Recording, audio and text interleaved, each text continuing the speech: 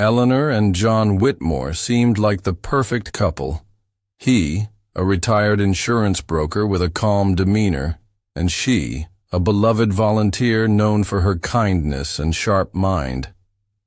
But behind the manicured lawn and morning walks was a deadly secret. John was planning to kill his 67-year-old wife for a $1.7 million payout. What he didn't know was that Eleanor had already figured it out, and left behind a brilliant plan to expose him from beyond the grave. John and Eleanor Whitmore were the kind of couple everyone in the quiet town of Ridgefield, Connecticut, admired from afar. They had been married for 35 years and lived in a charming colonial-style house with white shutters and a perfectly trimmed lawn. To the outside world, they represented stability, grace, and a certain kind of old-fashioned love that seemed rare. John, a retired insurance agent, kept to himself. He mowed the lawn every Saturday like clockwork and was always polite to neighbors. Eleanor, at 67, was energetic, kind, and deeply involved in the community. She volunteered at the local library, organized charity bake sales, and regularly sent handwritten notes to anyone who was sick or grieving. Everyone knew her. Everyone loved her. No one suspected anything was wrong. Behind the Whitmores' neat hedges and cheerful exterior, the marriage had quietly begun to unravel.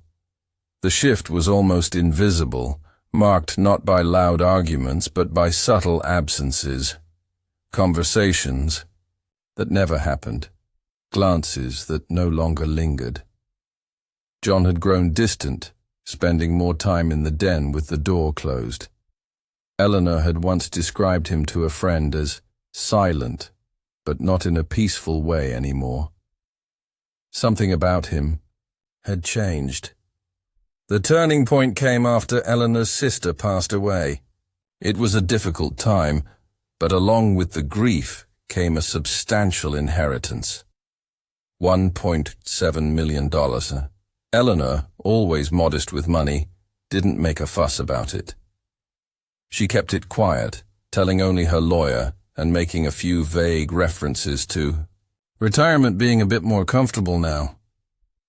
She didn't buy a new car or renovate the house. Instead, she quietly set up college funds for 2 nieces and donated to a local animal shelter she adored. But John noticed. And unlike Eleanor, he had his own troubles he wasn't talking about. In the years leading up to her sister's death, John had made a series of poor financial choices. After retiring early, he began trading stocks online and dabbling in high-risk investments.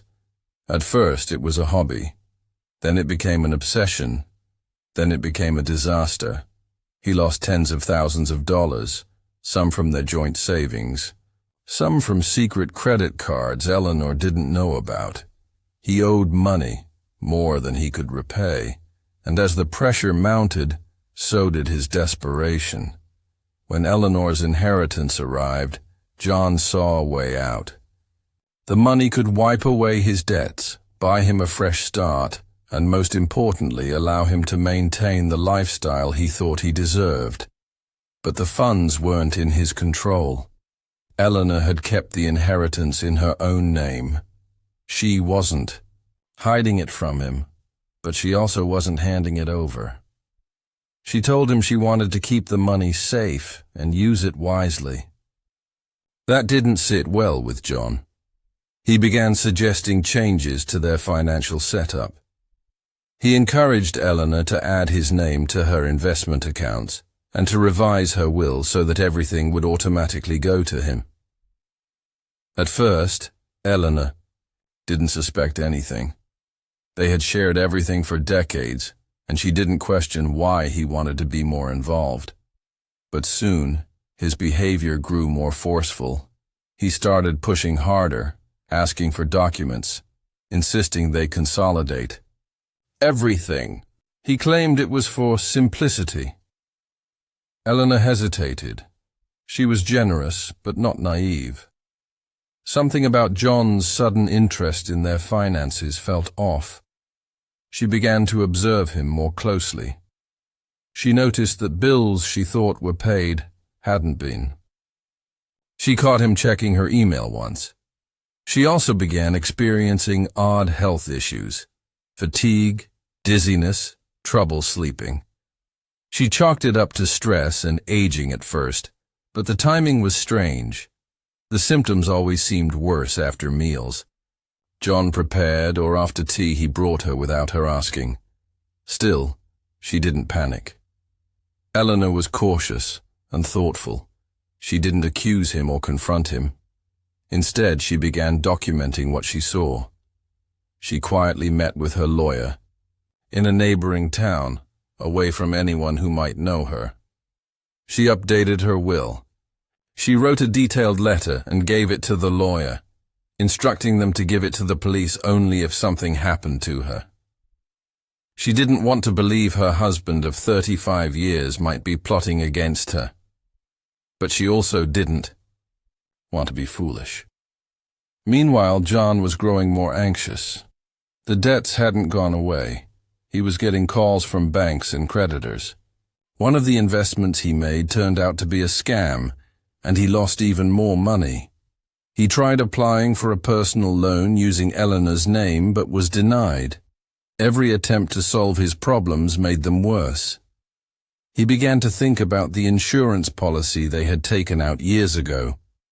Eleanor's policy had been renewed just a year earlier. It was large, over $1 million. With her recent inheritance and the life insurance payout, he would walk away with everything. He wouldn't just be debt-free. He'd be rich. He wouldn't have to answer to anyone. It was a dark, calculated thought. But for a man drowning in his own mistakes, it started to seem like the only option. And from that point on, everything John did was part of a plan. A terrible, quiet plan. One Eleanor was beginning to see coming, even as she kept smiling in public and waving to neighbors like everything was fine. Eleanor Whitmore was found dead on a rainy Tuesday morning in late March. According to John, he discovered her lifeless body in the upstairs bathroom, submerged in the tub. He called 911 in a calm but shaken voice, telling the operator that his wife had likely slipped and hit her head while bathing. The paramedics arrived quickly, but there was nothing they could do. Eleanor was pronounced dead at the scene, and John stood nearby, wrapped in a blanket, staring blankly as officers took notes and a medical examiner quietly examined the scene. At first glance, it looked like a tragic household accident. The floor was slick, the towel rack had been pulled from the wall, and Eleanor's head bore a small bruise. There were no signs of forced entry or robbery. Nothing appeared out of place. To the responding officers, the story made sense. A woman in her late 60s, home alone, taking a bath. Accidents like this happened. They offered their condolences to John and left him in peace. But the autopsy told a different story. When the medical examiner reviewed the body, subtle red flags appeared. There was bruising on Eleanor's upper arms, consistent with someone being gripped tightly. There was also faint bruising around her neck, not enough to scream strangulation, but enough to raise questions. Most troubling of all, her lungs did not show the typical signs of a person who had drowned in a bathtub. Instead, the evidence pointed to Eleanor already being unconscious, possibly even dead, before her body hit the water. There were other concerns too. The timing was off. According to John, he had last seen Eleanor alive around 8 a.m. when she went upstairs for her bath. He claimed to have discovered her just after 10 a.m., but the examiner estimated that Eleanor had died closer to 7 a.m. based on her body temperature and rigor mortis. If that was accurate, John had either lied or been completely unaware of her death for 3 hours while she lay just a flight of stairs away. The inconsistencies triggered a quiet re-examination of the case. The lead investigator, a seasoned detective, with a reputation for being thorough, requested a deeper look. Officers returned to the house, not as friends offering support, but as professionals hunting for facts.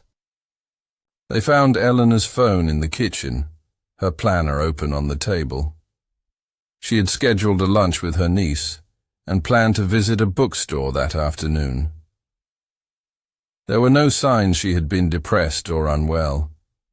Everything suggested she had expected to go on with her day.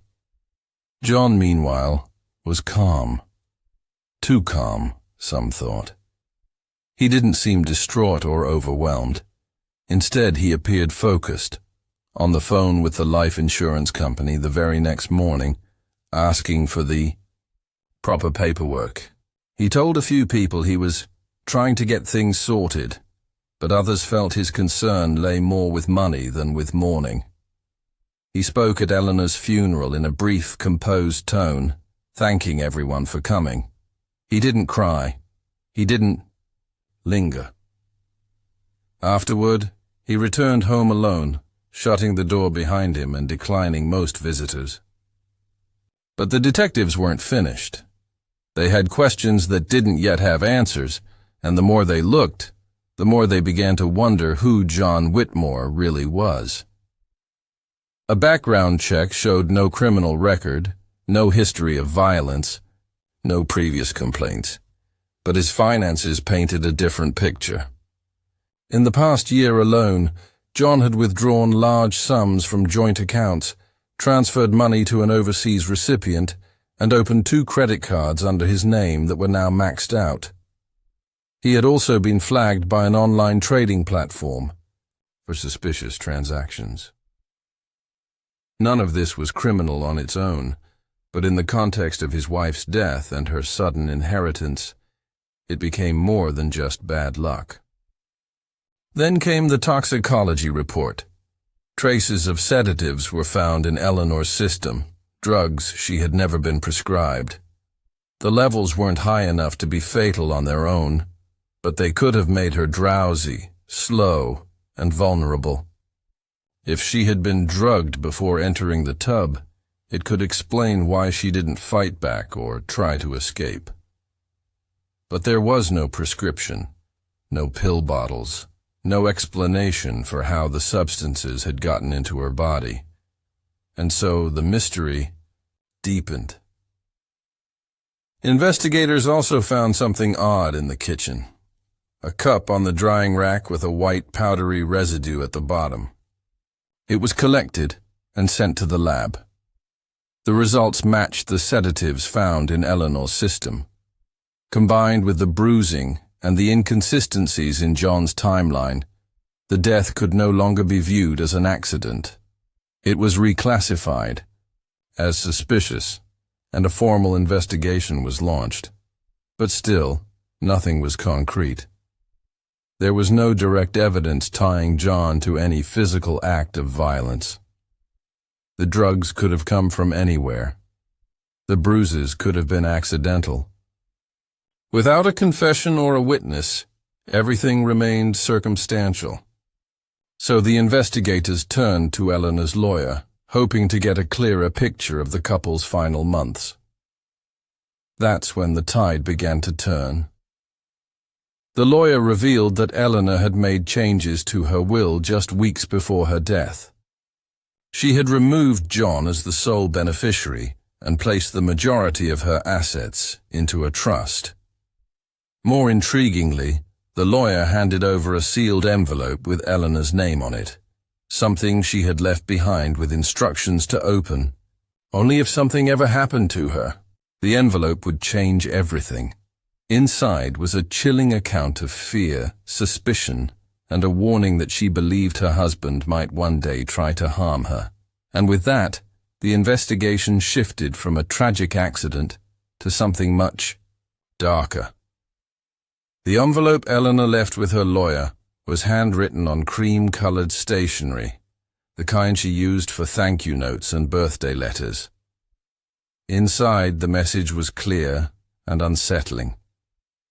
She wrote about small, seemingly unimportant things that had started to worry her over the last few months. Medications disappearing, meals that left her feeling unusually tired, and a growing fear she couldn't quite explain. Eleanor wasn't accusing John directly, at least not at first. But as the letter went on, her words became more focused, more urgent. She mentioned John's push to gain access to her finances and how he had suddenly taken a keen interest in her will. She wrote about how he asked her repeatedly to put everything in his name and how uncomfortable that made her feel. She didn't want to believe it, she wrote, but something inside her was warning her that her husband, her partner of 35 years, might be planning to hurt her. Eleanor wasn't impulsive, and she wasn't paranoid. She was methodical, thoughtful, and composed. If she had reached a point where she was writing a letter like this, it meant she had already been quietly collecting the pieces of a puzzle no one else even knew existed. Along with the letter, Eleanor had made several important legal changes. She rewrote her will, removing John as her sole heir and placing her assets into a living trust. The beneficiaries were now her 2 nieces and the local animal rescue organization where she had volunteered for nearly a decade. John's name appeared, only in a small section that allowed him access to a limited monthly stipend, something she said was fair but not generous enough to encourage bad decisions. Eleanor had also granted her lawyer limited power of attorney, allowing him to act in her name if anything suspicious happened. She had even given him permission to release financial documents and personal statements to authorities, along with her medical records and prescription history. It was clear she had thought this through. She wasn't just preparing for the worst. She was preparing to be heard, even if she couldn't speak for herself. As investigators reviewed the contents of the letter and spoke with her lawyer, they began to understand that Eleanor hadn't just stumbled into a dangerous situation. She had seen it coming and had done everything in her power to leave behind a trail. The picture that emerged was one of calculated control. John had been carefully trying to manipulate Eleanor's legal and financial standing for months, and when she resisted, he turned to subtler, more dangerous tactics. Forensic specialists returned to the Whitmore house, this time with a warrant. They combed through every room, every drawer, every device. In the kitchen pantry, they discovered a bottle labeled as herbal supplements, but lab testing revealed the capsules had been tampered with and contained traces of prescription-grade sedatives, the same type found in Eleanor's bloodstream. They also found receipts hidden in the back of John's filing cabinet, one for a cash purchase at a local pharmacy using a forged name, and another for a burner phone bought 2 months prior. That burner phone revealed more than anyone expected. Text messages between John and an unknown woman were recovered. She lived overseas and had been speaking with John for over a year. Their exchanges were romantic, but also pointed. John had promised he would be free soon. He told her not to worry, that everything was almost in place. One message mentioned the payout, while another referenced plans finally working out. It was no longer a question of whether something terrible had happened. It was a question of when the plan had started and how long John had been preparing for it. Eleanor's instincts had been correct, and though she didn't live to see it, the foundation she laid gave investigators the roadmap they needed to uncover the truth. Adding to the growing list of disturbing details, John's internet history showed multiple searches for topics like quiet poisons, how to fake a fall, and ways to speed up life insurance claims. He had even looked up local probate court procedures. This wasn't someone panicking in the aftermath of a spouse's death. This was someone who had been methodically planning for that death. Still, building a murder case required more than suspicions and digital evidence. Investigators needed to place John at the center of the crime in a way that couldn't be explained away.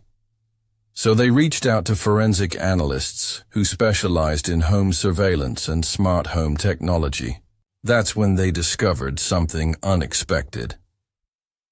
Unbeknownst to John, Eleanor had recently installed a voice-activated assistant in the kitchen, a small device designed to set timers, play music, and make grocery lists. But what many users didn't know was that these devices often recorded brief audio clips when activated, storing them in a digital archive. One such clip, recorded in the early morning on the day Eleanor died, captured muffled audio from the hallway near the bathroom. The sounds were difficult to decipher at first, some shuffling, something falling, and then a faint, low voice. Forensic audio experts enhanced the recording and were able to make out a few words. While the content of the recording was never publicly released in full, authorities confirmed that it aligned with the timeline and events described in Eleanor's letter. That single recording, combined with the forensic evidence, financial records, and Eleanor's meticulous planning, formed a chain that couldn't be broken. It wasn't just a theory anymore. It was a case, and it was about to close in on the man who had thought he could get away with everything. John Whitmore was arrested quietly one morning in early June. He had been watering the lawn when two unmarked vehicles pulled into his driveway. There were no sirens, no shouting, just a calm request from detectives for him to come with them to the station. John, ever the man of routine and composure, tried to maintain his usual stoic expression. But neighbors who watched from behind curtains said he looked pale, almost dazed, as he was led away in handcuffs. For many, it was the first sign that the man they had nodded to on the sidewalk for years might not be who they thought he was. At the station, John initially denied everything. He stuck to his original story. Eleanor had slipped in the tub, he had found her, and he had done everything he could. He claimed the inheritance money meant nothing to him and that his financial struggles had been exaggerated, but the evidence stacked against him was too strong to ignore. Investigators laid out the timeline, showing how the sedatives had entered Eleanor's system, how John had forged names to purchase them, and how he had used a burner phone to communicate with someone who believed he would soon be free. The forensic report on Eleanor's injuries painted a picture of a struggle, not an accident. Bruises on her arms and neck, combined with the sedative in her bloodstream, indicated that she had been subdued before being placed in the water. The assistant device in the kitchen had captured enough audio to place John near the scene at the time of death, contradicting his alibi. His online searches suggested premeditation, and the change in Eleanor's will, prompted by her growing fear, eliminated the financial motive he had once counted on. Still, John refused to confess. His legal team claimed the evidence was circumstantial, argued that the smart assistant recordings were inconclusive, and insisted the sedatives could have been taken by Eleanor accidentally or as part of a private health issue she hadn't disclosed. But every argument was met with a counterpoint, every denial with a documented contradiction. The prosecution built their case carefully. They highlighted the long pattern of financial desperation leading up to Eleanor's death, the deception John had used to hide his debts, and his cold and calculated actions in the days that followed. They pointed to his quick move to file insurance claims, his lack of visible grief, and the quiet communications with a woman overseas who had expected to join him in a new life, funded by the very money Eleanor had hoped to use for her family and community.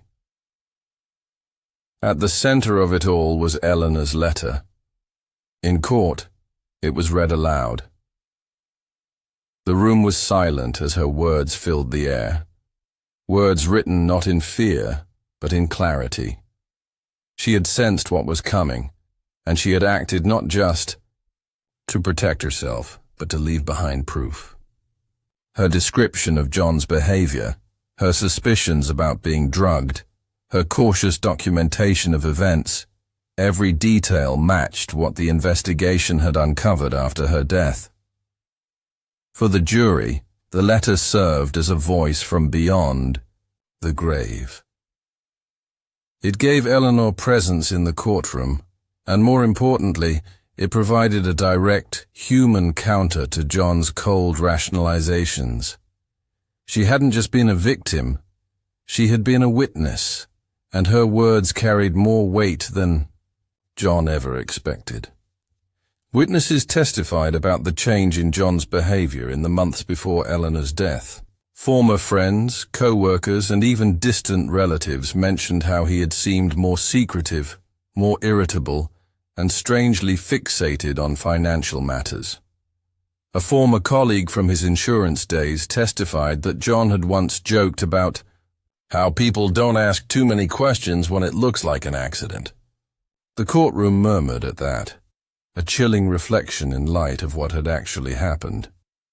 The defense tried to cast doubt on Eleanor's mental state, hinting that her suspicions may have stemmed from paranoia or memory issues. But that strategy quickly backfired. Medical records showed Eleanor had no history of cognitive decline or psychiatric issues. Instead, she had been praised by her doctor as sharper than most and mentally sound. Friends and family described her as attentive, logical, and grounded, someone who would never jump to conclusions without reason. The turning point came when the prosecution revealed one final piece of evidence: security camera footage from a fine neighbor's driveway facing the side of the Whitmore property. It showed John carrying something heavy wrapped in towels from the bathroom window to the laundry room around 7:15 a.m., the exact time Eleanor's death was later determined to have occurred. The footage was grainy, but the shape and size matched that of a body or a limp human form. It contradicted John's claim that he had found Eleanor in the tub hours later. That footage, combined with everything else, sealed his fate. After 2 weeks of testimony and 3 hours of deliberation, the jury returned with a unanimous verdict: guilty of first-degree murder, tampering with evidence, and attempted financial fraud. The judge called the act a betrayal of the deepest kind and sentenced John Whitmore to life in prison without the possibility of parole. News of the verdict spread quickly through Ridgefield.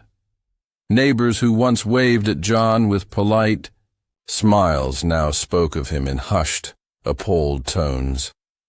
Some left flowers at Eleanor's grave. Others made donations to the animal shelter she loved so much. And in the courtroom, Eleanor's nieces wept, not just for their loss, but in gratitude that justice had been served. John never spoke publicly after his conviction. He sat motionless through the sentencing, hands folded, eyes staring straight ahead. The man who thought he could control everything had underestimated the quiet strength of the woman he tried to silence.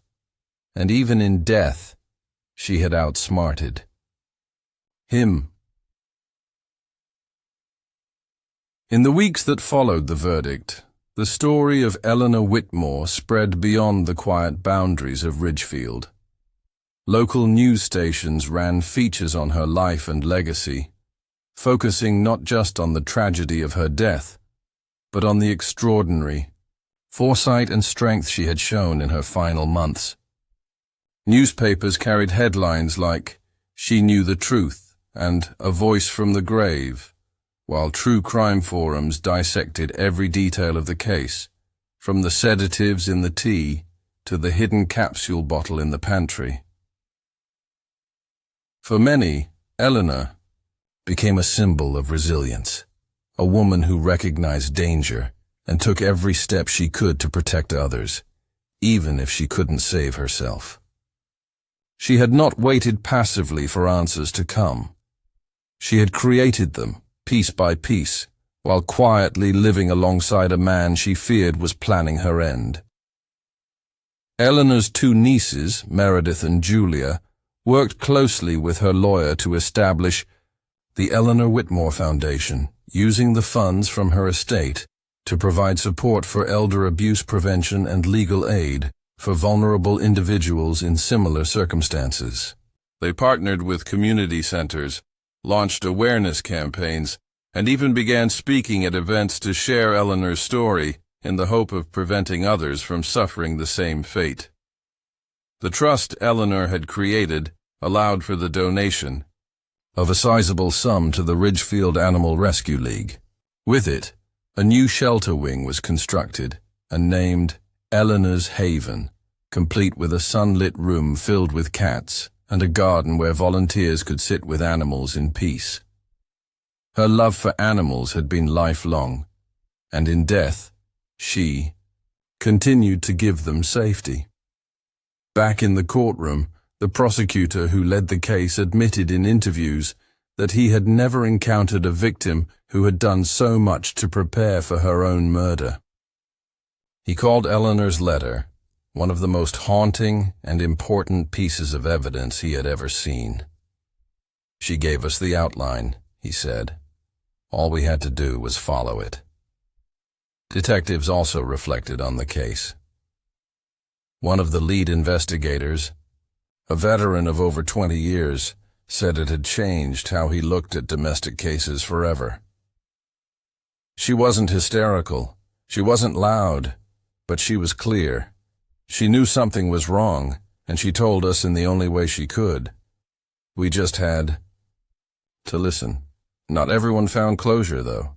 Some of John's former friends and business associates struggled to reconcile the man they knew with the monster he had become.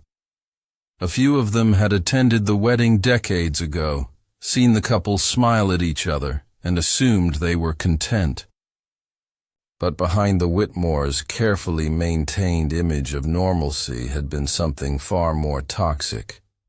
John had never shown signs of physical violence, and there were no previous reports of abuse. That was perhaps what made the case so chilling. How quietly it had unfolded. No shouting matches, no public fights, just a gradual erosion of trust and safety, hidden behind smiles and morning routines. What made the crime even more unsettling was its cold calculation. John had not acted in a fit of rage. He had planned, waited, and manipulated. He had tried to turn death into a financial transaction, but he hadn't planned for Eleanor to fight back with her mind. While John remained in prison, his appeals denied and his overseas relationship exposed as a scam he never saw coming, Eleanor's story became part of wider discussions in both legal and advocacy circles. Panels were hosted on the importance of updating wills, granting powers of attorney, and documenting suspicions early. Lawyers and social workers began urging clients to keep written records of unusual behavior, not out of paranoia, but out of prudence. Eleanor's case began appearing in textbooks and lectures on forensic investigation, cited as a rare example of posthumous testimony that had shaped an entire case. Professors discussed the role of smart devices in modern crime scenes, and how an overlooked recording from a kitchen assistant helped tip the scales toward justice. Her story became a cautionary tale, but also a quiet triumph. It reminded people that even when someone is silenced, their voice can still speak. Not through anger or vengeance, but through deliberate, courageous preparation. For Meredith and Julia, their aunt's death left a permanent scar, but also a sense of pride. They often spoke about how Eleanor had loved puzzles, mysteries, and solving problems. In a strange, tragic way, she had solved the greatest mystery of her life, and ensured the world would know the answer, even if she wasn't there to explain it herself. The house on Willow Creek Lane eventually sold, the new owners unaware at first of its grim history. But inside, a small plaque was later installed by the new family at the edge of the garden, just beneath the roses Eleanor had once tended. It read simply, "In memory of Eleanor Whitmore, who refused to be forgotten." And she wasn't. Her name lived on in the shelter that bore her legacy, in the foundation helping countless others, and in the many lives her story touched. She had been methodical, brave, and quietly determined. In the end, she had outwitted the man who believed he could silence her. Eleanor didn't stop her killer while she was alive, but she made sure he would never escape justice. That, more than anything, is what people remembered. Not just how she died, but how brilliantly she fought to be heard.